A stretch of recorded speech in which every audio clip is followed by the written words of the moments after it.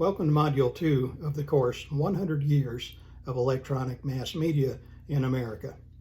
We just had an overview this past week of inventions and experimentation that represents the building blocks of the electronic mass media.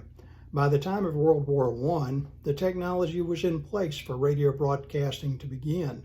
And indeed, there were many hobbyists who would build their own equipment, do experimental broadcasts, and they would be followed by listeners who would put together a home-built receiver like a crystal radio, which was a very simple radio receiver.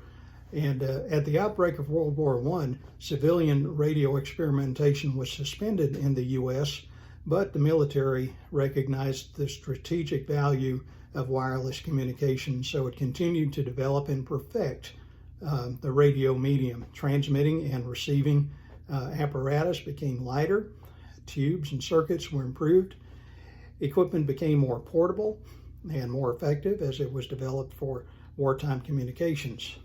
Now think about your phone, your computer, your TV.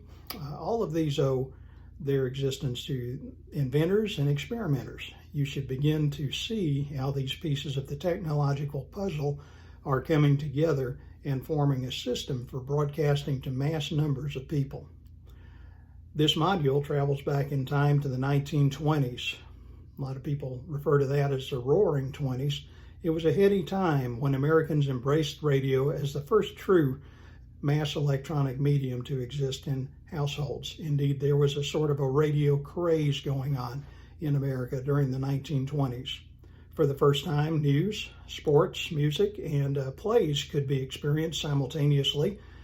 Also, even religious programming by thousands, later in the decade, millions, all in the comfort of their homes. How were Americans beginning to value radio listening as a source of entertainment over other forms of entertainment? What were they listening to? How was society changing? As you explore the first decade of commercial radio broadcasting, you'll hopefully gain an understanding of how this new medium was changing the way people lived. You will also see how the church began to see the value of using this new medium to communicate the gospel over the airwaves. You will work through assigned readings and exercises and take a brief quiz at the end of this module.